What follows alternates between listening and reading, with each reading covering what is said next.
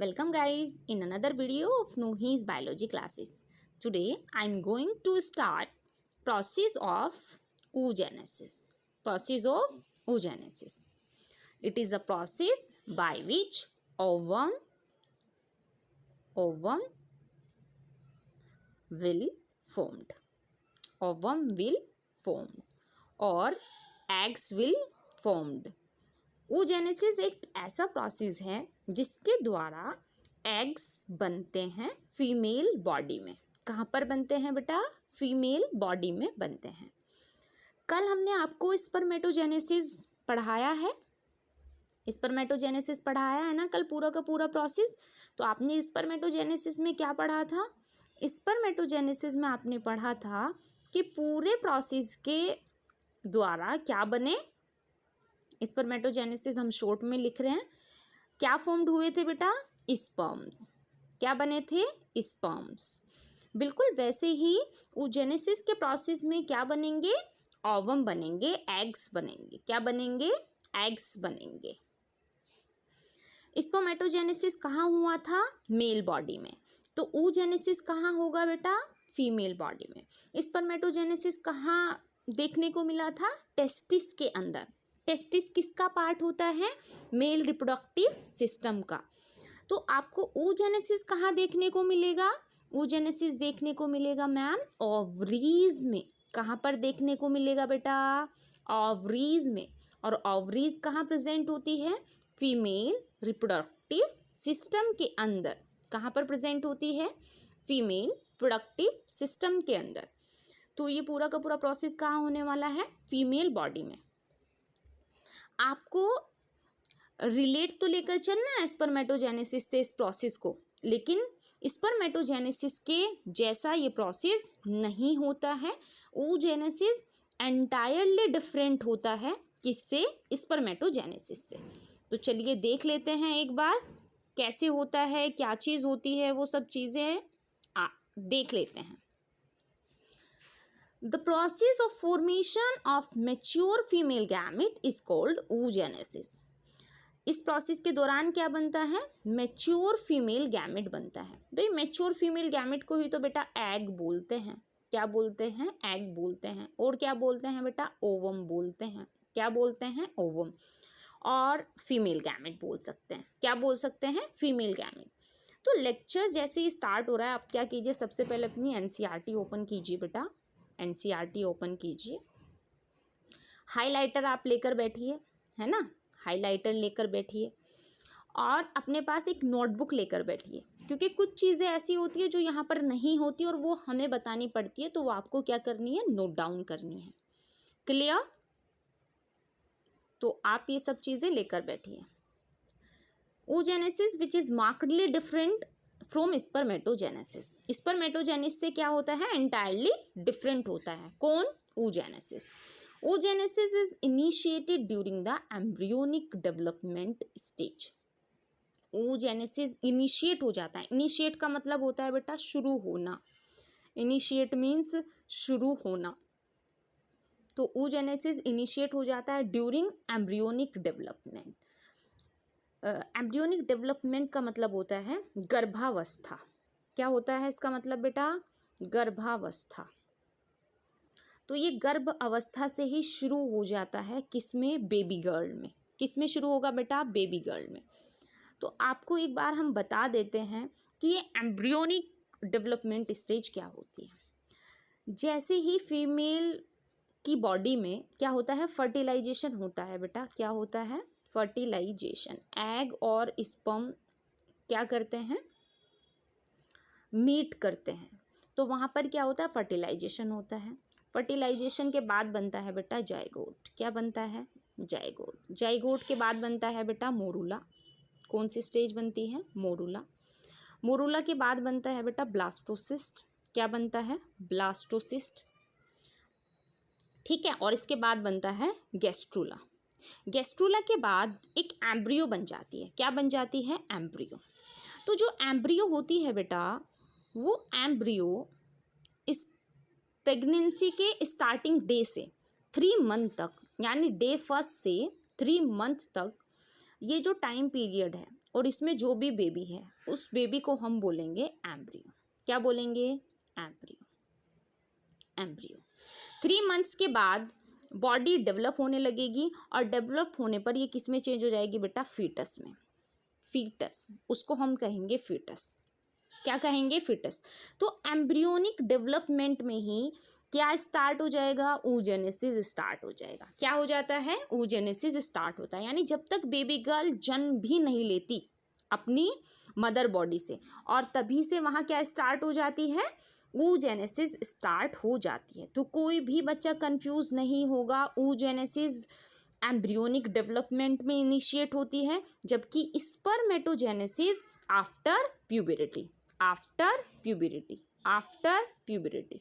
तो आपको ये याद रखना है कि जो स्पर्मेटोजेनेसिस होती है प्यूबरिटी के बाद स्टार्ट होती है, और जो oogenesis है वो एम्ब्रियोनिक डेवलपमेंट में स्टार्ट होती है। बहुत इंपॉर्टेंट क्वेश्चन है, तो आपको पता होना चाहिए कि ये एक इम्पोर्टेंट क्वेश्चन है। ठीक है। When a couple of millions gametes mother cells oogonia are formed। Embryonic development में क्या होता है बेटा? Million of mother cells develop होती हैं। कहाँ पर? बेबी फीटस में। कहाँ पर? बेबी फीटस के अंदर। बेबी फीटस, जिस बेबी ने अभी जन्म भी नहीं लिया उसके अंदर क्या बन गई हैं? मदर सेल्स बन गई हैं। उन मदर सेल्स को क्या कहते हैं? oogonia। क्या कहते हैं? oogonia। तो आपसे कोई पूछ सकता है ना, in which stage oogonia will form? So embryonic stage. आप क्या लिखेंगे? In embryonic stage. कहाँ पर डेवलप हो जाते हैं? एम्ब्रियोनिक स्टेज में ही डेवलप हो जाते हैं oogonia। वहाँ पर प्यूबरिटी का भी ऑप्शन हो सकता है, तो बच्चे कंफ्यूज हो जाएंगे कि oogonia प्यूबरिटी होने के बाद ही बनेंगे, यानी 18 साल के बाद ही बनेंगे, ऐसा नहीं है। ठीक है बेटा, क्योंकि आपकी एनसीईआरटी यहाँ से ये बात क्लियर कर रही है, तो आपको भी क्लियर होनी चाहिए। तो oogonia बन गए। oogonia आपने यहाँ पर फर्स्ट सेल पढ़ी, जिसमें क्या होगा? स्टार्ट होगा डिवीजन। भाई oogenesis कहीं से तो स्टार्ट होगा कि नहीं होगा? तो oogonia से स्टार्ट होगा। oogonia are formed within each foetal ovary. Each foetal ovary का मतलब होता है बेटा प्रत्येक बेबी गर्ल में, है ना? हर एक बेबी गर्ल में क्या बन जाएंगे? oogonia बन जाएंगे। No more oogonia are formed and added after birth. It is very important line, है ना? यहाँ से यहाँ आप इसको अंडरलाइन कीजिए कि जन्म लेने के बाद जैसे ही बेबी गर्ल की बर्थ हो गई, है ना, मान लीजिए किसी के घर बेबी गर्ल पैदा हुई, तो उसके पास पहले से ही मिलियंस ऑफ oogonia उसकी बॉडी में है। जन्म लेने के बाद उसमें एक भी oogonia नहीं बनेगा। क्या नहीं बनेगा बेटा? एक भी oogonia नहीं बनेगा। oogonia क्या होती है? फीमेल मदर सेल्स होती हैं भाई, है ना? फीमेल मदर सेल्स होती हैं जो क्या बनाएगी? ओवम को बनाएगी, एग को बनाएगी। क्लियर? यहाँ से सब चीज़ें क्लियर हो जानी चाहिए आपको। These cells start division and enter into prophase first. तो ये जो oogonia है कहाँ एंटर करेगा? डिवीजन में। अब डिवीजन कौन कौन से पढ़े हैं आपने? मैम हमने पढ़ा है मियोसिस और माइटोसिस। क्लास 11 की एनसीईआरटी में पढ़ा है सेल डिवीजन में, है ना? मियोसिस और माइटोसिस। माइटोसिस में 2 डॉटर सेल्स बनती है ना? 2 डॉटर सेल्स बनती है, और मियोसिस में 4 डॉटर सेल्स बनती हैं। क्या बनती हैं? 4 डॉटर सेल्स बनती हैं। तो यहाँ पे क्या स्टार्ट होगा? मियोसिस वाला प्रोसेस स्टार्ट होगा, तभी तो प्रोफेज में जाके क्या हो जाएंगी? ये अरेस्ट हो जाएंगी सेल। कौन से वाली सेल बेटा? oogonia। oogonia जाकर कहाँ अरेस्ट हो जाएंगे? प्रोफेज फर्स्ट स्टेज में। अब सभी आप जानते हैं, क्योंकि आपने क्लास 11 की एनसीईआरटी बायोलॉजी की पढ़ रखी है ना? तो अब ये मत कहना कि मैम हम प्रोफेज भी नहीं जानते हैं, है ना? ये बात आपको सबको पता है। अच्छा, प्रोफेज फर्स्ट में होता क्या है? चलिए कोई बात नहीं, आप डरिए मत, हम आपको एक न्यूमोनिक बताते हैं। डरिए मत, प्लीज़ डरिए मत। एक चीज़ आपको बताते हैं भाई, प्रोफेज फर्स्ट जो स्टेज होती है ना? प्रोफेज फर्स्ट जो आपकी स्टेज होती है बेटा, इसमें आप क्या पढ़ते हैं? लजपड़। ये एक न्यूमोनिक मैंने बनाया हुआ है, लजपड़। L फॉर लेप्टोटीन, है ना? लेप्टोटीन। Z फॉर जाइगोटीन, है ना। P4 पैक्साइटिन और पैकाइटिन, D4 diplotene, second D4 diakinesis. तो ये चीज़ आपको पता होनी चाहिए कि प्रोफेज फर्स्ट में 5 सब स्टेजेस होती हैं, लेप्टोटीन, जाइगोटीन, पैक्साइटिन, डिप्लोटीन, डाइकाइनेसिस, है ना, पैकाइटिन भी बोलते हैं। तो ये स्टेजेस आपको पता होनी चाहिए कि प्रोफेज फर्स्ट में 5 सब स्टेजेस होती हैं। तो उसमें जाकर क्या हो जाती है, सेल अरेस्ट हो जाती है। कौन सी सेल बेटा, ऊगोनिया। और ये डिवीजन कौन सा चल रहा है यहाँ पर, मियोसिस डिवीजन चल रहा है। तो आपको बता दिया मैंने ये वाली बात, ठीक है। तो आप क्या करेंगे, एक बार जाकर के आप सेल डिवीज़न के चैप्टर को क्लास 11 के एनसीईआरटी से थोड़ा सा रिवाइज कर लीजिए। जैसे ही आप रिवाइज करेंगे आपको चीज़ें लर्न हो जाएगी, देन आप उसके बाद oogenesis वाला प्रोसेस पढ़िएगा।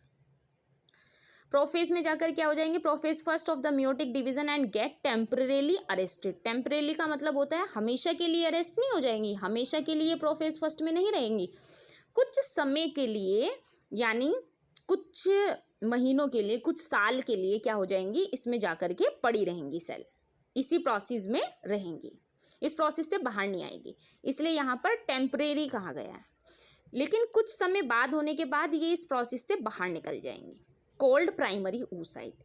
तो जो प्रोफेज फर्स्ट में जाकर सेल एंटर्ड होती है वो क्या होती है, ऊगोनिया, और उसी को हम क्या कहते हैं, प्राइमरी oocyte। क्या कहते हैं बेटा, प्राइमरी oocyte। इसकी नेचर क्या होगी मैम, डिप्लॉइड होगी। याद रखना बेटा, सेल की नेचर प्राइमरी oocyte होगी, डिप्लॉइड इन नेचर, 2n। जो क्रोमोसोम्स नंबर यहाँ पर होंगे 46 क्रोमोसोम्स नंबर होंगे इसके अंदर, कितने, 46। Each primary oocyte then gets surrounded by layer of granulosa cells and is called the primary follicle। आप मान लीजिए ये एक सेल है, इसको आप कह रहे हैं कि मैम ये प्राइमरी oocyte है। चलिए मान लिया हमने कि ये प्राइमरी oocyte है। अब ये प्राइमरी oocyte क्या करेगी, अपने चारों ओर अपने आप को सपोर्ट करने के लिए कुछ सेल्स बनाएगी, इस तरीके की सेल्स बनाएगी अपने चारों ओर। इसको भी तो सपोर्ट करना है ना, अपनी स्ट्रक्चर को, किसको बचा के रखना है, सेल की लेयर क्यों बनी, क्योंकि न्यूक्लियस को सेव करके रखना चाहती है। किसको सेव करके रखना चाहती है, न्यूक्लियस को सेव करके रखना चाहती है। इसलिए यहाँ पर सेल्स की जो लेयर बनी उसको हमने क्या कहा, granulosa cells, and is called the primary follicle. इसको क्या कहेंगे हम, प्राइमरी फोलिकल कहेंगे। क्या कहेंगे बेटा, प्राइमरी फोलिकल। क्या कहेंगे बेटा, प्राइमरी फोलिकल। तो जैसे ही प्राइमरी oocyte ग्रेन्युलोसा सेल से घिर जाएगी उसको हम क्या कहेंगे, प्राइमरी फोलिकल। तो आप यहाँ देखिए, आपको जो ये स्ट्रक्चर दिखा रखी है ना बेटा पूरी की पूरी, ये ओवरी की स्ट्रक्चर है। ओवरी होती है ना फीमेल बॉडी में, तो उसकी ये पूरी की पूरी स्ट्रक्चर आपको दिखा रखी है। तो आप यहाँ पर देखिए प्राइमरी फोलिकल स्ट्रक्चर आपको यहाँ दिखाई दे रही है। तो एक सेल है, बीच में न्यूक्लियस पड़ा हुआ है, और उसी तरीके की तो लेयर बनी हुई है जैसे मैंने आपके सामने ऐसी लेयर बनाई थी। ये क्या है, ग्रेन्युलोसा सेल्स है। क्या है बेटा, ग्रेन्युलोसा सेल्स। तो अब हम इसको प्राइमरी oocyte नहीं कहेंगे, क्या कहेंगे, प्राइमरी फॉलिकल कहेंगे। क्या कहेंगे बेटा, प्राइमरी फॉलिकल। तो यहाँ पर कोई डिवीजन तो हुआ नहीं है, तो इसका क्रोमोसोम नंबर भी क्या होगा बेटा, 2n, है ना। ये क्या होगी, ये भी डिप्लॉइड नेचर की है, और इसमें क्रोमोसोम्स कितने होंगे मैम, 46 होंगे। How many chromosomes are present in primary follicle, 46 chromosomes. Okay, get it my point. तो डिटेल में आपको पढ़ा रही हूँ, कहीं कोई कंफ्यूजन नहीं है। प्राइमरी फॉलिकल क्या है, प्राइमरी oocyte क्या है, ऊगोनिया क्या है, तीनों में डिफ्रेंशिएशन आपको बताया है, तीनों के बारे में डिटेल में बताया है। A large number of these follicles degenerate during the phase from birth to puberty। जैसे ही बेबी गर्ल प्यूबरिटी स्टेज तक आएगी, यानी 1 डे से लेकर और 18 ईयर्स तक बेबी गर्ल ग्रो करेगी, प्यूबरिटी स्टेज में आएगी, तो यहाँ पर ये जो प्राइमरी फॉलिकल्स हैं ये डीजनरेट हो जाएंगे। क्या हो जाएंगे बेटा, बहुत सारी फॉलिकल डीजनरेट हो जाएंगी। क्या हो जाएंगी, डीजनरेट। अब ये डीजनरेट होने पर क्या करेंगी, जो फॉलिकल बच गई हैं उनको नरिशमेंट प्रोवाइड करेंगी। क्या करेंगी, जो फॉलिकल बची हुई हैं उनको क्या करेंगी, नरिशमेंट प्रोवाइड कराएंगी। Clear my point is clear. अगर कोई चीज़ डेड हो जाती है हमारे एनवायरनमेंट में, फॉर एग्जांपल अगर ह्यूमन बींग्स और प्लांट्स डेड हो जाते हैं, तो उनको मिट्टी में क्यों रखा जाता है बेटा, मिट्टी में इसलिए रखा जाता है कि कहते हैं कि अगर कोई प्लांट्स डैमेज हो गया तो उसको मिट्टी में ही दबा दो। जो प्लांट्स के अंदर न्यूट्रिशन है वो सब किसको मिल जाएंगे, मिट्टी को मिल जाएंगे, और मिट्टी से न्यूट्रिशन कहाँ जाएंगे, न्यू प्लांट्स में जाएंगे। तो इसलिए यहाँ पर जो प्राइमरी फॉलिकल्स हैं वो डीजनरेट तो होंगी, लेकिन साथ वाली प्राइमरी फॉलिकल को अपना न्यूट्रिशन दे देंगी। Therefore, at puberty, only 60,000 to 80,000 primary follicles are left in each ovary. प्रत्येक ओवरी में 60 से 80,000 प्राइमरी फॉलिकल्स बचती हैं जब लड़की प्यूबरिटी स्टेज में आती है। जैसे ही फीमेल प्यूबरिटी स्टेज में आएगी, यानी 18 ईयर्स को क्रॉस करेगी, किसको, 18 ईयर्स को क्रॉस करेगी या 16 ईयर्स क्रॉस करेगी, प्यूबरिटी स्टार्ट हो जाएगी, तो उस समय क्या होगा, उनकी ओवरी में 60 से 80,000 सिर्फ प्राइमरी फॉलिकल है। कितनी फॉलिकल्स हैं बेटा, 60 से 80,000, है ना, 60,000 to 80,000। The primary follicles gate surrounded by more layers. अब ये प्राइमरी फॉलिकल्स क्या करेंगी, सराउंड हो जाएंगी, किससे, मोर लेयर से, किसकी, ग्रेन्युलोसा सेल्स की। यानी आपने यहाँ देखा प्राइमरी फॉलिकल में सिर्फ एक लेयर बनी हुई थी। कितनी लेयर बनी हुई थी बेटा, मैम एक लेयर बनी हुई थी। कैसे, कुछ ऐसे बनी हुई थी, है ना। लेकिन अब जैसे जैसे टाइम पीरियड बढ़ता जाएगा तो और इस तरीके की लेयर बन जाएगी। क्या बन जाएगी बेटा, इस तरीके की लेयर फॉर्म्ड हो जाएंगी। Get surrounded by more layers, granulosa cells and a new theca and are called secondary follicle. और न्यू थीका बन जाएगी, हम इसको क्या कहेंगे, सेकेंडरी फॉलिकल्स कहेंगे। क्या कहेंगे बेटा, सेकेंडरी फॉलिकल्स कहेंगे। तो जब इस तरीके की सेल्स और ज़्यादा बन गई तो हमने इसको क्या कहा, सेकेंडरी फॉलिकल कहा। आप यहाँ देख सकते हैं, this is secondary follicle, SF आप यहाँ मेंशन कर दीजिए। तो साथ ही साथ आप ओवरी में होने वाले इवेंट्स को भी पढ़ रहे हैं, है ना। ओवरी में इस तरीके के इवेंट्स होते हैं। तो पहले आप देख सकते हैं ये ऊगोनिया थे, ऊगोनिया से प्राइमरी फॉलिकल बना, प्राइमरी oocyte बना, प्राइमरी oocyte से क्या बना, प्राइमरी फॉलिकल बना, प्राइमरी से क्या बना बेटा, सेकेंडरी फॉलिकल बना, और सेकेंडरी से क्या बनेगा, टर्सरी बनेगा। The secondary follicle soon transformed into a tertiary follicle. ये सेकेंडरी फॉलिकल किस में कन्वर्ट हो जाएगा, टर्सरी फॉलिकल में। किस में कन्वर्ट हो जाएगा, tertiary follicle, which is characterised by a fluid filled cavity called antrum. तो टर्सरी फॉलिकल में क्या होगा बेटा, आपको यहाँ कुछ दिखाई दे रहा होगा, येलो स्पेस, इसको कहते हैं कैविटी।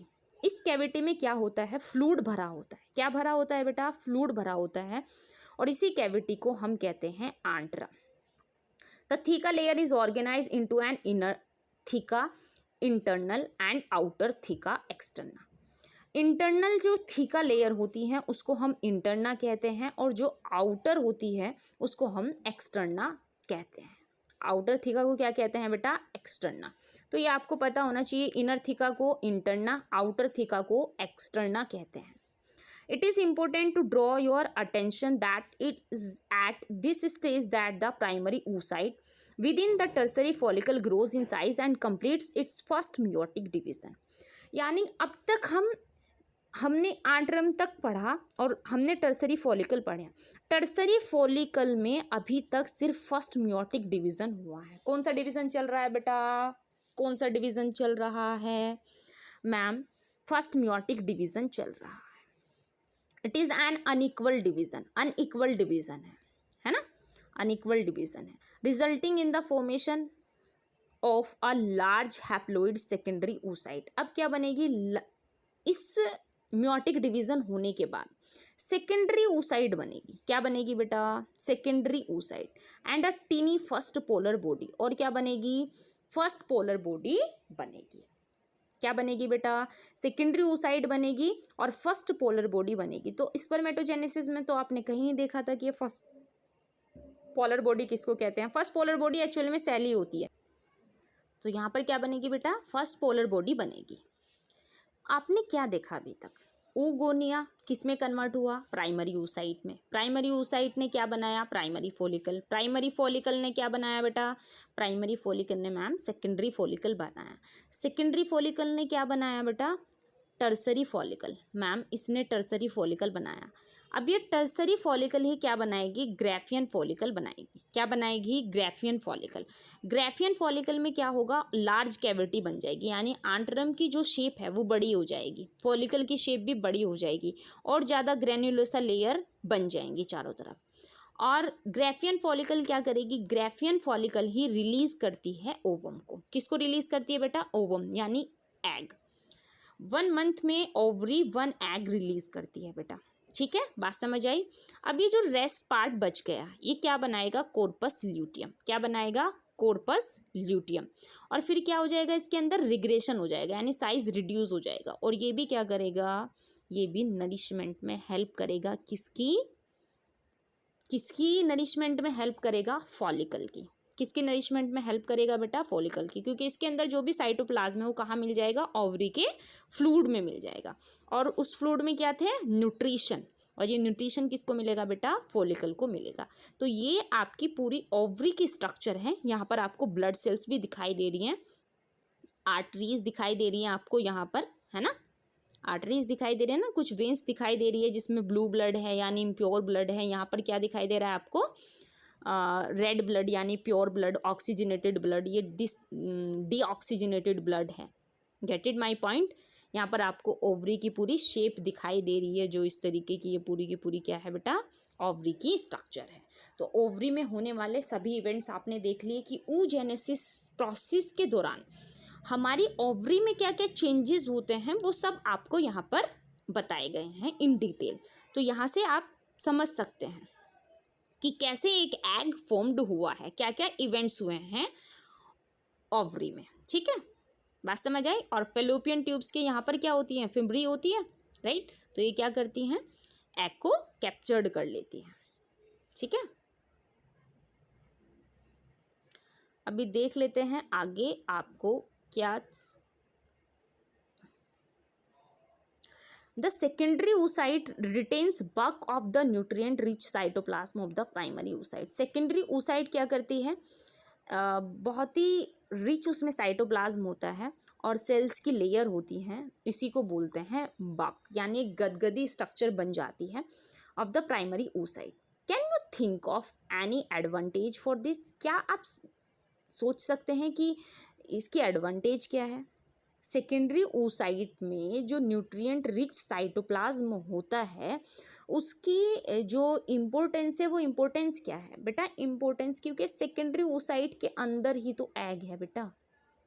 तो अगर इसका साइटोप्लाज्म रिच है, इसमें काफ़ी सारे न्यूट्रिएंट्स हैं, क्या क्या न्यूट्रिएंट्स में आप क्या काउंट करेंगे। फॉर एग्जांपल इसके अंदर कार्बोहाइड्रेट है, प्रोटीन है, इसके अंदर क्या है, मिनरल्स हैं, है ना, कैल्शियम है, मैग्नीशियम है, वो सब चीज़ें हैं। तो वो किसको मिलेगी, एग को मिलेगी। तो एग क्या होगा बेटा, एग हेल्दी होगा। फिर अगर सेकेंडरी oocyte न्यूट्रिएंट्स रिच होगी तो एग भी क्या होगा, हेल्दी होगा। तो एडवांटेज क्या हुआ इसका, एग का हेल्दी होना। Does the first polar body born out of the first meiotic division divide further or degenerate? जैसे ही फर्स्ट पोलर बॉडी बोर्न होती है फर्स्ट मियोसिस के दौरान तो वो डिजेनरेट हो जाती है। क्यों, ऐसा क्यों हुआ, वो सब चीज़ें हम कहाँ पढ़ने वाले हैं, वो हम इस स्ट्रक्चर में पढ़ने वाले हैं। जो आपको एक स्ट्रक्चर बताई गई है वो हम आपको इसमें बताएंगे। At present we are not very certain about this, यानी उपस्थित समय में हम नहीं समझ सकते कि क्या प्रोसेस चल रहा है। The tertiary follicle further change into the mature follicle और ग्रेफियन फॉलिकल। जो टर्सरी फॉलिकल बनती है, प्राइमरी फॉलिकल बनी, देन सेकेंडरी फॉलिकल बनी, देन टर्सरी फॉलिकल बनी, देन ग्रेफियन फॉलिकल बनी। तो टर्सरी फॉलिकल से क्या बनेगी बेटा, मैच्योर ग्रेफियन फॉलिकल। और ये मैच्योर ग्रेफियन फॉलिकल क्या करेगी, अभी आपने स्ट्रक्चर में देखा था ना, इस वाले स्ट्रक्चर में क्या थी, देखिए मैं आपको एक बार दिखा देती हूँ। यहाँ पर ये रही ना बेटा Graafian follicle, this is Graafian follicle ना। तो ग्रेफियन फॉलिकल में आपको ये एग दिखाई दे रहा है, इसी से तो फिर एग रिलीज हुआ बेटा ये वाला। तो ग्रेफियन फॉलिकल ने क्या किया, एग को रिलीज किया। The secondary oocyte forms a new member called Zona pellucida. Secondary oocyte क्या करती है, एक न्यू मेंबर होती है जो जोना पेलुसिडा से घिरी होती है, surrounding it zona pellucida. Zona pellucida egg की लेयर होती है, क्या होती है बेटा, एग की लेयर होती है। The Graafian follicle now ruptures to release the secondary oocyte। Graafian follicle क्या करती है, रप्चर्ड यानी टूट जाती है, और क्या रिलीज करती है, रप्चर का मतलब होता है बेटा मेम्ब्रेन टूट जाती है, और वहाँ से रिलीज करती है सेकेंडरी oocyte। सेकेंडरी oocyte क्या होता है बेटा, ओवम होता है, और ये क्या होता है, हैप्लोइड होता है। क्या होता है, haploid. From the ovary by the process called ovulation. जैसे ही ओवम ओवरी से रिलीज होता है, इस प्रोसेस को कहते हैं ovulation. Can you identify major difference between spermatogenesis और oogenesis? यस, हम डिफरेंस, पहला डिफरेंस तो यही बेटा कि जो स्पर्मेटोजेनेसिस होती है वो प्यूबरिटी में स्टार्ट होती है, और जो oogenesis होता है वो एम्ब्रियोनिक डेवलपमेंट में स्टार्ट होता है। उसके बाद आपको जो मेजर डिफरेंस देखना है, यहाँ पर एक चार्ट टाइप डायग्राम दिया गया है, इसको हमें थोड़ा सा शॉर्ट करना पड़ेगा ताकि हम दोनों को डिफरेंशिएशन में पढ़ पाएँ। ठीक है, तो आप यहाँ से देखिए बेटा कैसे आपको बताया जा रहा है, क्या चीज़ आपको दिखाई जा रही है। क्या लिखा हुआ है यहाँ पर, एट प्यूबरिटी। यहाँ पर आप क्या लिखेंगे, at the time of embryonic development. तो आप छोटा छोटा लिखिए, at the time of embryonic development, embryonic development. तो प्यूबरिटी में स्टार्ट हो गई स्पर्मेटोजेनेसिस। स्पर्मेटोजेनेसिस कहाँ से स्टार्ट हुई, स्पर्मेटोगोनिया। ये कहाँ से स्टार्ट हुई है, oogonia से। कहाँ से स्टार्ट हुई है, oogonia से। यहाँ पर क्या हुआ है, माइटोसिस हुआ है। क्या हुआ है, माइटोसिस हुआ है। पहले एक सेल थी, फिर एक से दो बनी, और फिर 2 से 4 बनी, और 4 में से 3 डिजनरेट हो गई बेटा। सिर्फ एक ने ही पार्टिसिपेट किया, 1 सेल ने 2 सेल बनाई, जिसमें क्या हुआ, फर्स्ट मियोटिक डिवीजन हुआ। और फर्स्ट मियोटिक डिवीजन के दौरान इस 1 सेल ने 2 सेल्स बनाई, और इन 2 सेल्स ने 4 सेल्स बनाई, और 4 सेल से हमारे बन गए स्पर्मेटोजोआ। पहले बने स्पर्मेटिड, और फिर क्या बन गए, स्पर्मेटोजोआ। तो ये जो सेल थी जो आप लेकर चले थे, ये क्या लेकर चले थे, 2n, है ना। स्पर्मेटोगोनिया की नेचर कैसी थी, 2n। oogonia की भी नेचर कैसी थी बेटा, 2n। तो यहाँ पर भी आप वही लेकर चले हैं, माइटोसिस प्रोसेस यहाँ पर हुआ है। 1 से 2 सेल्स बन गई, 2 से 4 सेल्स बन गई, अब 3 क्या हो गई बेटा, डिजनरेट, 1 क्या रही, फंक्शनल। इसमें क्या हुआ, फर्स्ट मियोटिक डिवीजन हुआ, और ये काफ़ी लंबे समय तक अरेस्ट हो गई, कहाँ पर, प्रोफेज स्टेज फर्स्ट में। अब क्या हुआ, प्रोफेज स्टेज में ये अरेस्ट हो गई, तो बर्थ, चाइल्डहुड और प्यूबरिटी। जैसे ही प्यूबरिटी आएगी बच्चे की, बर्थ से लेकर प्यूबरिटी तक, यहाँ बताया गया पूरा का पूरा क्लियर कि बर्थ से लेकर प्यूबरिटी तक क्या हुआ। ये जो सेल है अरेस्ट रही मियोटिक डिवीजन में। जैसे ही प्यूबरिटी आई, इस सेल ने 2 सेल्स बनाई। पहले वाली सेल्स को कहा सेकेंडरी oocyte, और इसको कहा फर्स्ट पोलर बॉडी। तो जैसे ही सेकेंडरी oocyte बनी, फर्स्ट पोलर बॉडी बनी, तो फर्स्ट पोलर बॉडी क्या हो जाएगी बेटा, डीजनरेट हो जाएगी। क्या हो जाएगी, डीजनरेट। सेकेंडरी oocyte ने क्या बनाया बेटा, ओवम, और क्या बनाया, सेकंड पोलर बॉडी। तो ये सेकंड पोलर बॉडी भी क्या हो जाएगी, डीजनरेट हो जाएगी। तो पोलर बॉडी कहाँ पर फॉर्म्ड होती है, oogenesis के प्रोसेस में फॉर्म्ड होती है, जो बाद में क्या हो जाती है, डीजनरेट हो जाती है। और फिर ये क्या प्रोवाइड कराती है, न्यूट्रिशन प्रोवाइड कराती है। किसको प्रोवाइड कराती है न्यूट्रिशन प्रोवाइड बेटा, प्राइमरी फॉलिकल्स को। किसको प्रोवाइड कराएंगी, प्राइमरी फॉलिकल को न्यूट्रिशन प्रोवाइड कराने का कार्य करती हैं। तो आज आपको समझ आ गया होगा कि मेजर जो डिफरेंस है वो क्या होता है। क्रोमोसोम नंबर कहाँ 46 होगा, कहाँ 23 होगा, ये बात आपको क्लियर मैं आपको पहले ही प्रोसेस में बता चुकी हूँ। दोनों प्रोसेस में कहाँ पर 46 क्रोमोसोम्स होते हैं, कहाँ पर 23 क्रोमोसोम्स होते हैं। ठीक है, तो आपने डिफरेंस में तो देख लिया। एक बार आप सेपरेट वे में देखिए स्पर्मेटोजेनेसिस कैसे स्टार्ट होता है। आप एक बार थोड़ा सा समझने की कोशिश कीजिए होता क्या है। बेटा जो oogenesis होती है, oogenesis कब से स्टार्ट होती है मैम, जब बेबी गर्ल फीटल स्टेज में होती है, जब वो फीटस ही होती है ना, जब तक वो पूरी तरीके से मतलब एक बेबी में फॉर्म्ड भी नहीं हुई है। फीटस का मतलब होता है बेटा ग्रोइंग एम्ब्रियो, जब एम्ब्रियो ग्रो कर रही है, ऑर्गन को फॉर्म्ड कर रही है ना। हाथ भी बहुत छोटे छोटे होते हैं, हेड भी बहुत छोटे होते हैं, इंटरनल ऑर्गन भी बहुत छोटे होते हैं। तो जब बेबी गर्ल मम्मा के कहाँ होती है, स्टमक में प्रेजेंट होती है ना, यूट्रस में, तो उस समय क्या हो रहा होता है, एम्ब्रियोनिक स्टेज में ग्रो चल रहा होता है, डेवलपमेंट चल रहा होता है। तो वहाँ पर क्या प्रोसेस एक और हो रहा होता है, oogenesis का प्रोसेस। कौन सा प्रोसेस साथ ही साथ चल रहा है बेटा, oogenesis। oogenesis में सबसे पहले क्या बना, oogonia बना। oogonia को ही हमने क्या कहा, प्राइमरी oocyte कहा। मैम आपने इसको क्या कहा, प्राइमरी oocyte। प्राइमरी oocyte ने क्या किया? प्राइमरी oocyte ने मैम प्राइमरी फॉलिकल को बनाया, सेकेंडरी फॉलिकल को बनाया, टर्सरी फॉलिकल को बनाया, है ना। तो अभी ये क्या है मैम? फॉलिकल है। फॉलिकल में क्या चल रहा है? फर्स्ट मियोटिक डिवीजन चल रहा है। क्या चल रहा है? First meiotic division. तो अगर आपसे कोई पूछे कि जो प्राइमरी oocyte होती है उसका क्रोमोसोम नंबर क्या होता है? 46। इसका क्रोमोसोम नंबर कितना हुआ बेटा? 46। oogonia का क्रोमोसोम नंबर कितना हुआ? 46। क्लियर। अब जैसे ही डिवीजन हो गया सेकेंडरी oocyte आ गई, तो सेकेंडरी oocyte का क्या होगा बेटा? Chromosome number 23। First polar body का क्रोमोसोम नंबर कितना होगा? 23। सेकेंडरी पोलर बॉडी का क्रोमोसोम नंबर कितना होगा? 23। ओवम का क्रोमोसोम नंबर कितना होगा? 23। ठीक है। तो सेकेंडरी oocyte ने क्या किया? डिवीजन किया और 2 सेल्स को फॉर्म किया, एक ओवम और एक सेकेंडरी पोलर बॉडी या सेकेंड पोलर बॉडी। तो ये जो ओवम है अब ये क्या करेगा? ओवम फर्टिलाइजेशन में पार्टिसिपेट करेगा। क्या करेगा बेटा? फर्टिलाइजेशन में पार्टिसिपेट करेगा।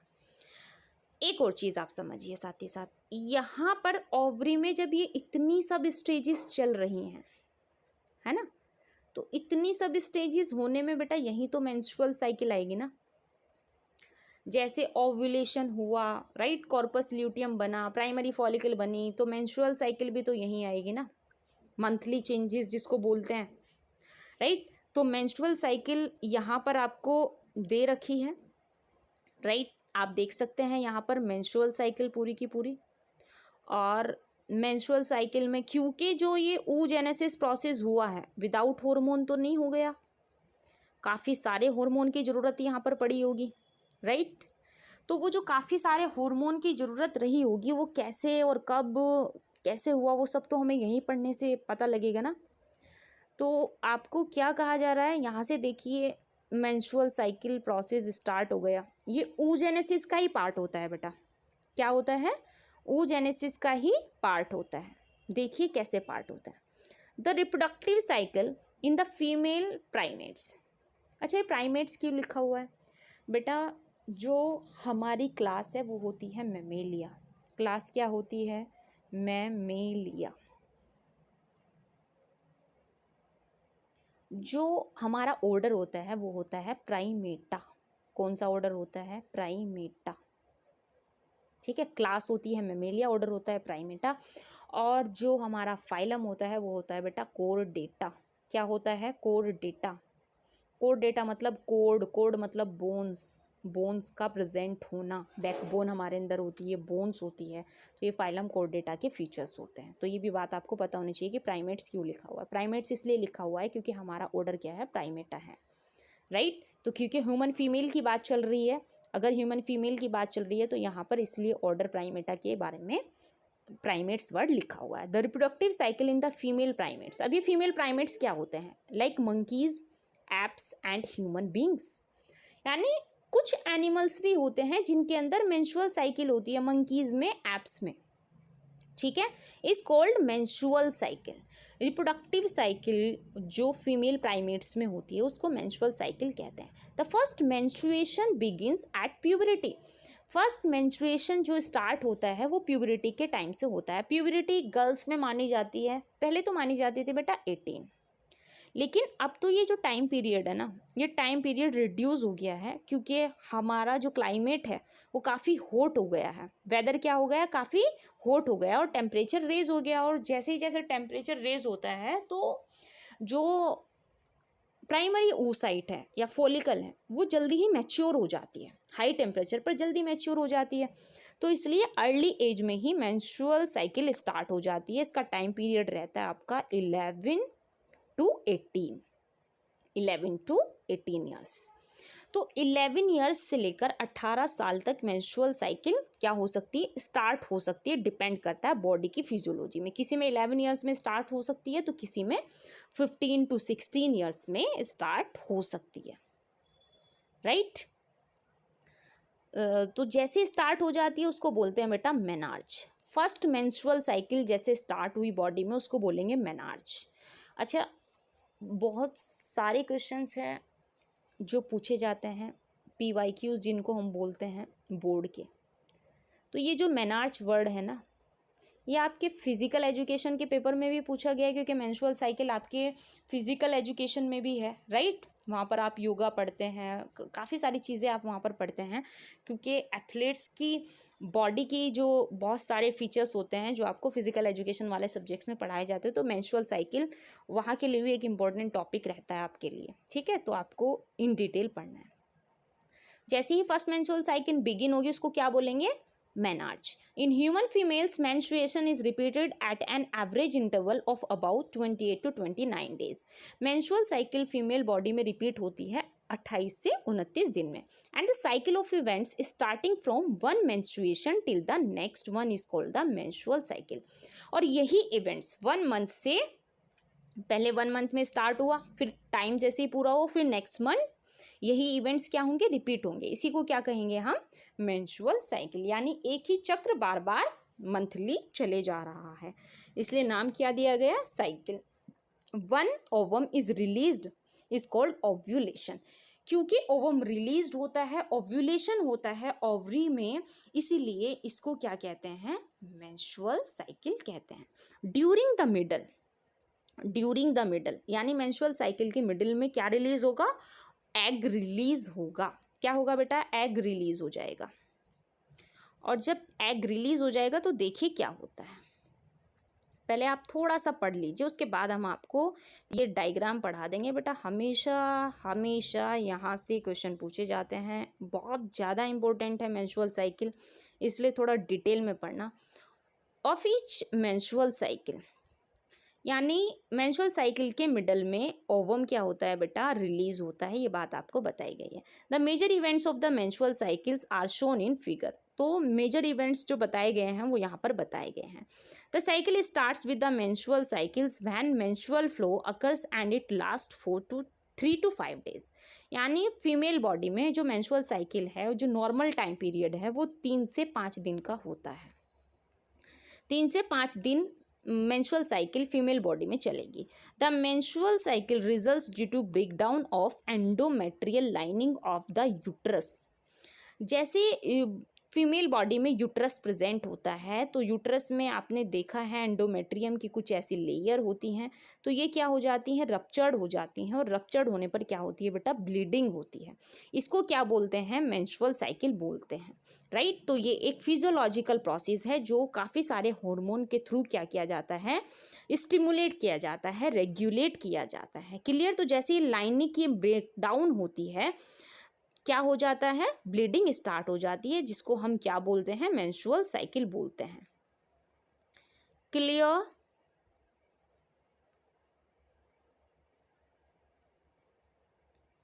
Lining of the uterus and its blood vessels. तो यूट्रस की एंडोमेट्रियम में क्या प्रेजेंट है? ब्लड वेसल्स है, तो ब्रेक डाउन होंगी, तो विच फॉर्म्स लिक्विड, जो क्या बनाएंगे? Liquid that comes out through vagina, और जो वेजाइना से आउट हो जाएगा fluid.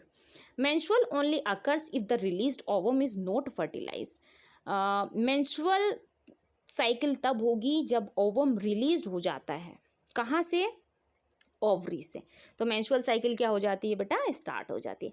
Lack of menstruations may be indicative of pregnancy. यानी अगर मेंस्ट्रुअल साइकिल नहीं हो रहा है तो ये एक इंडिकेशन है किसका? प्रेगनेंसी का। However it may also be cause due to some other underlining causes like stress, poor health. तो क्या हो सकता है कि मेंस्ट्रुअल साइकिल कभी कभी स्टॉप हो सकती है अगर आप बहुत ज़्यादा स्ट्रेस हैं और अगर आपकी हेल्थ बहुत ज़्यादा पुअर है। The menstrual phase is followed by the follicular phase. Menstrual के जो फेज होते हैं वो फॉलिकुलर फेज होते हैं, जो कि आपने अभी देखा बनते हुए। Primary follicle, secondary follicle, tertiary follicle, mature follicle, ये सब क्या है? फेज है इसके। During this phase the primary follicle in the ovary grow to a become fully mature Graafian follicle. यानी प्राइमरी फॉलिकल क्या बनाएगी? ग्राफियन फॉलिकल बनाएगी। And simultaneously the endometrium of uterus regenerate through proliferations. और क्या होगा? Simultaneously का मतलब होता है ज़रूरत के दौरान, है ना। एंडोमेट्रियम क्या होगा? रीजनरेट हो जाएगा। जब इसकी ज़रूरत नहीं होगा तो ये क्या हो जाएगा? रीजनरेट हो जाएगा। अगर एग फर्टिलाइज हो जाएगा बेटा तो एग आकर अटैच हो जाएगा एंडोमेट्रियम से, है ना, ब्लास्टोसिस्ट की फॉर्म में। लेकिन अगर क्या नहीं हुआ है, फर्टिलाइजेशन ही नहीं हुआ है एग का, तो एग का आकर कहाँ अटैच होगा, कहीं भी नहीं। तो बॉडी को सिग्नल मिल गया कि अब ये जो एंडोमेट्रियम की लेयर है जो यहाँ पर दिखाई दे रही है, इनको क्या करना है, रप्चर्ड करना है, तो ये टूट जाएंगी और मेंस्ट्रुअल साइकिल स्टार्ट हो जाएगी। This change in the ovary and the uterus are induced by changes in the levels of pituitary and ovarian hormones. ये जो चेंजेस आप यहाँ देख रहे हैं ओवरी में और यूट्रस में, ये किसके द्वारा हो रहे हैं बेटा, पिट्यूटरी हार्मोन और ओवेरियन हार्मोन के थ्रू हो रहे हैं। बोर्ड में हमेशा मेंस्ट्रुअल साइकिल से क्वेश्चन पूछा जाता है। इस बार में भी बोर्ड में क्वेश्चन पूछा गया था, पिछले साल भी बोर्ड में मेंस्ट्रुअल साइकिल से क्वेश्चन पूछा गया था, उससे पिछले साल भी पूछा गया था, और फिजिकल एजुकेशन में भी मेंस्ट्रुअल साइकिल बार बार आती है। तो ये एक बहुत इंपॉर्टेंट टॉपिक है और नीट में तो ना जाने कितने क्वेश्चन पूछ रखे हैं। जब मैं क्वेश्चन लेके आऊँगी तो आपको समझ आएगा कि कितने क्वेश्चन यहाँ से पूछ रखे हैं। ठीक है, एक बार सबसे पहले आप इसकी थ्योरी को पढ़ लीजिए अच्छे से, उसके बाद हम आपको डायग्राम पूरा क्लियर करा देंगे। अच्छे से आप यहाँ पर देखिए कि क्या चीज़ बताई गई है, ओव्यूलेशन कैसे हो रहा है और क्या चीज़ कैसे आपको दिखाई दे रही है। चलिए देखते हैं।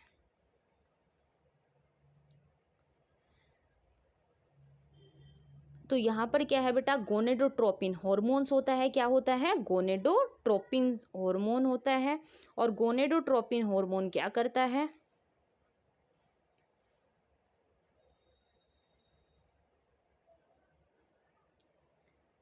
गोनेडोट्रोपिन्स आपको मैंने स्पर्मेटोजेनेसिस में भी बताया था कि ये स्टिमुलेट करता है एलएच और एफएसएच को। एलएच मतलब ल्यूटिनाइजिंग हार्मोन, एफएसएच यानी follicular stimulating hormone. Increase gradually during the follicular phase. ये क्या होते हैं, एलएच और एफएसएच। कभी एलएच बढ़ेगा तो एफएसएच घटेगा, कभी एफएसएच बढ़ेगा तो एलएच घटेगा। ग्रेजुअली का मतलब अप्स एंड डाउन्स में साथ साथ होते रहते हैं during follicular phase. Follicular phase का मतलब जब फॉलिकल फॉर्म्ड हो रही होंगी। एंड स्टिमुलेट्स फॉलिकुलर डेवलपमेंट, और क्या करते हैं, फॉलिकुलर डेवलपमेंट्स को लीड्स करते हैं। As well as secretions of estrogens by the growing follicles. और जैसे जैसे ग्रोइंग फॉलिकल्स होंगी तो कौन सा हार्मोन सिक्रीट करेंगे, एस्ट्रोजेंस। इसी को क्या बोलते हैं, फीमेल हार्मोन बोलते हैं। Both LH and FSH attain a peak level in the middle of cycle। दोनों ही क्या होते हैं, हाई पीक पर होते हैं जिस समय मेंस्ट्रुअल साइकिल का मिडल चल रहा होता है, यानी 14th डे पर जिस समय ओव्यूलेशन होगा LH और FSH बिल्कुल पीक पर होंगे। पीक पर मतलब बहुत हायर लेवल से सिक्रीट हो रहे होंगे। Rapid secretions of LH leading to its maximum level during the mid cycle. Rapid secretion यानी हाई सिक्रीशन कब होगा LH का, जब मैक्सिमम लेवल होगा मिड साइकिल का, है ना। मिड साइकिल का मतलब ovulation. Surge induces ruptures of Graafian follicle and thereby the release of the ovum. तो यानी LH जब बहुत ज़्यादा हाई लेवल पर होगा तो तभी क्या होगा बेटा, ओव्यूलेशन होगा। The ovulation is followed by the luteal phase. किसके थ्रू होगा, luteal phase, during which the remaining parts of the Graafian follicle transformed as the corpus luteum. Luteal phase क्यों कह रहे हैं, ओवरी में हम इसको ल्यूटियल फेज क्यों कह रहे हैं, क्योंकि इस समय क्या बनेगा, कॉर्पस ल्यूटियम बनेगा। जैसे ही एग रिलीज हो जाएगा जो बचा हुआ पार्ट है वो क्या बनाएगा, कॉर्पस ल्यूटियम। तो ओवरी में इस इवेंट को हमने क्या बोल दिया, luteal phase. The corpus luteum secretes large amounts of progesterone. जो ल्यूटियम होता है, कॉर्पस ल्यूटियम, ये सिक्रीट करता है progesterone which is essential for maintenance of the endometrium. ये क्या बनाकर रखता है, एंडोमेट्रियम को मेंटेन करके रखता है। प्रोजेस्टेरोन हार्मोन कौन सिक्रीट कर रहा है, कॉर्पस ल्यूटियम। और ये कॉर्पस ल्यूटियम का जो हार्मोन है प्रोजेस्टेरोन, ये क्या कर रहा है, एंडोमेट्रियम की लाइनिंग को थिक कर रहा है। Such as endometrium is necessary for implementation of fertilized ovum. और ये एंडोमेट्रियम क्यों ज़रूरी है बेटा, इस तरीके का यूट्रस होता है, यहाँ पर इस तरीके से आप देखते हैं ये फैलोपियन ट्यूब्स होती हैं। तो यहाँ पर आपको इस तरीके से कुछ लाइनिंग दिखाई देती है और ये लाइनिंग क्या करती हैं, जैसे ही जाइगोट बनेगा और जाइगोट से ब्लास्टोसिस तो वो आकर यहाँ अटैच हो जाएगी, इसलिए ये लेयर क्या, थिक होना जरूरी होती है। क्लियर है सब चीज़ें, यस मैम, है ना। तो एंडोमेट्रियम की जो लेयर है वो क्या करती हैं, प्रेगनेंसी को मेंटेन करके रखती है। तो नेसेसरी होगा इम्प्लीमेंटेशन में during pregnancy all events of fertilization the corpus luteum degenerates. Pregnancy के दौरान या फर्टिलाइजेशन के बाद कॉर्पस ल्यूटियम डिजनरेट हो जाता है। This cause disintegration of the endometrium leading to menstruation. यह क्या होगा, एंडोमेट्रियम रप्चर हो जाएगी और मेंस्ट्रुअल साइकिल स्टार्ट हो जाएगी, मार्किंग अ न्यू साइकिल, और न्यू साइकिल आने के लिए तैयार हो जाएगी। In human beings menstrual cycles ceases around 50 years of age. Menstrual जो साइकिल है फीमेल बॉडी में 50 साल तक ही चल सकती है, उसके बाद मेंस्ट्रुअल साइकिल स्टॉप हो जाती है। इसकी जो एप्रोप्रिएट एज मानी जाती है वो मानी जाती है 45 टू 50 ईयर्स। 45 से लेके 50 ईयर्स में कभी भी मेंस्ट्रुअल साइकिल स्टॉप हो सकती है। दैट टर्म एज मेनोपॉज, क्या बोलते हैं इसको, जब मेंस्ट्रुअल साइकिल स्टॉप होगी उसको क्या बोलेंगे बेटा, मेनोपॉज। पोज का मतलब रुक जाना, ठीक है, और मेनार्च मतलब मेंस्ट्रुअल साइकिलिंग की बिगनिंग, और मेंस्ट्रुअल साइकिल की एंडिंग को क्या बोलते हैं, मेनोपॉज। और ये एंडिंग क्यों हो रही है, क्योंकि बेटा आपको मैंने अभी बताया था 60K से 80K ही क्या होते हैं, oogonia प्रेजेंट होते हैं, किसमें, ओवरी में, जिसको हम क्या कहते हैं, प्राइमरी फॉलिकल कहते हैं। तो जब ये खत्म हो जाएंगी तो फिर मेंस्ट्रुअल साइकिल स्टार्ट कैसे होगी बेटा, दूसरी फॉलिकल तो बन ही नहीं सकती है फीमेल बॉडी में। जैसे फीमेल बेबी जन्म ले लेगी उसके बाद तो फॉलिकल बन ही नहीं सकती, और ये खत्म हो गई है ना।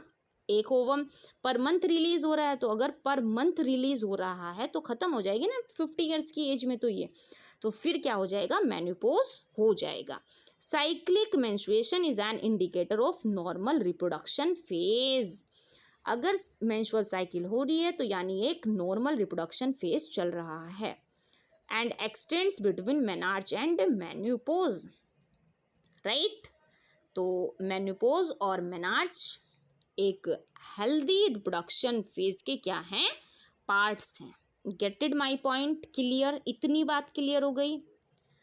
ये चीज़ तो आपकी थियोरी में आपको आनी चाहिए, लेकिन उससे भी ज़्यादा ज़रूरी है कि आपको ये जो डायग्राम है वो आपको सबसे पहले आना चाहिए, क्योंकि अब से शायद से 3-4 साल पहले ये इस डायग्राम से ही क्वेश्चन आपसे पूछा गया था, और डायग्राम किसी भी लेवल में वो दे देते हैं, है ना।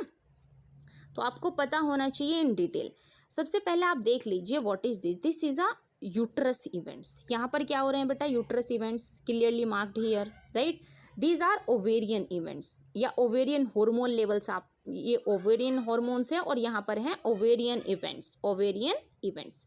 यहाँ पर क्या है, पिट्यूटरी हार्मोन्स लेवल। तो यहाँ पे ओवेरियन हार्मोन्स का लेवल बताया गया है, यहाँ पर पिट्यूटरी हार्मोन का लेवल्स बताया गया, और यहाँ पर आपको डेज दे रखे हैं 1 से लेके 29 तक आपको यहाँ पर डेज दे रखे हैं। तो देखिए बेटा होता क्या है, 1, 3, 5 यहाँ पर दे रखा है। तो मेंसेस मतलब मेंस्ट्रुअल साइकिल की बिगनिंग।